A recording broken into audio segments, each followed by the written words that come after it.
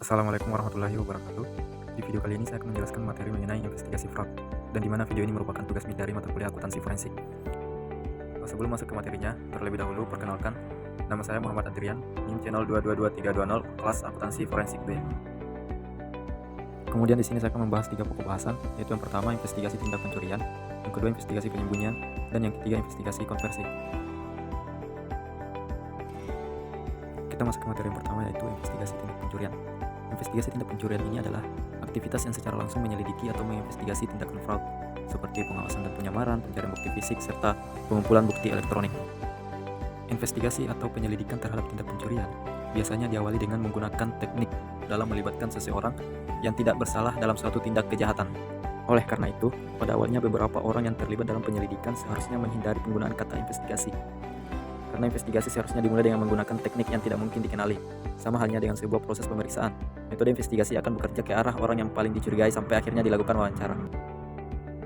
Kemudian ada beberapa metode dalam melakukan investigasi tindak pencurian, yaitu yang pertama, mengembangkan vulnerability chart.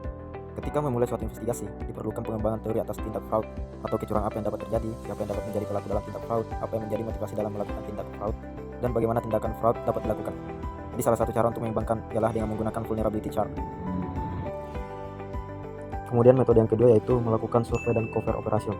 Survei dan cover operation ini adalah teknik yang digunakan dalam penyelidikan, terutama dalam kasus pencurian, yang didasarkan pada pengamatan dan pendengaran. Tujuan utamanya adalah untuk menyatukan dan mencatat fakta, perilaku, serta pergerakan yang relevan dengan kasus tersebut. Dan metode yang ketiga yaitu melakukan pengawasan atau invigilation. Jadi invigilation ini merupakan suatu teknik investigasi atas pencurian yang melibatkan pengawasan terhadap orang yang dicurigai selama periode pengujian.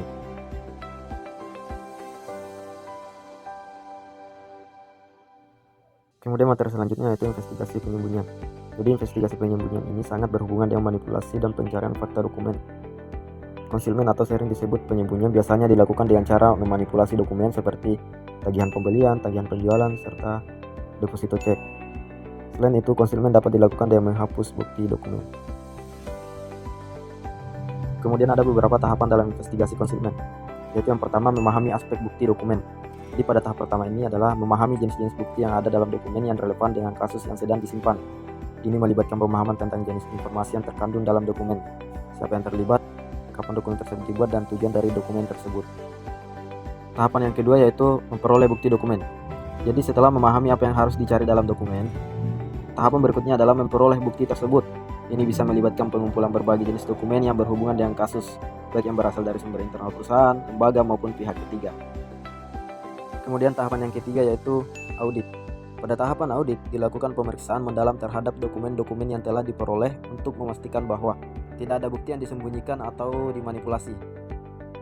Tahapan audit ini dapat meliputi pemeriksaan fisik dokumen, verifikasi transaksi, atau pengecekan terhadap rekaman digital untuk memastikan bahwa semua bukti yang relevan tercatat dengan benar.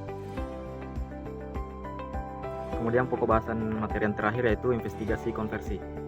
Investigasi konversi dalam konteks investigasi fraud merujuk pada penyelidikan terkait dengan tindakan, penukaran atau penggunaan aset yang diperoleh melalui kegiatan penipuan atau fraud untuk tujuan pribadi atau keuntungan ilegal.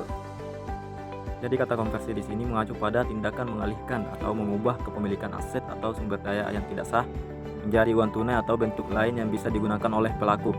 Dalam konteks ini, penyidik mencari tahu bagaimana penipuan dilakukan dan bagaimana hasil dari penipuan tersebut digunakan atau dialihkan oleh pelaku untuk keuntungan pribadi. Jadi proses investigasi konversi ini biasanya melibatkan pelacakan transaksi finansial, audit aset, dan pencarian bukti yang menunjukkan bagaimana hasil penipuan telah dikonversi menjadi kekayaan pribadi pelaku. Baik, mungkin itulah tadi materi yang bisa saya paparkan. Sekian dan terima kasih. Saya akhiri. Assalamualaikum warahmatullahi wabarakatuh.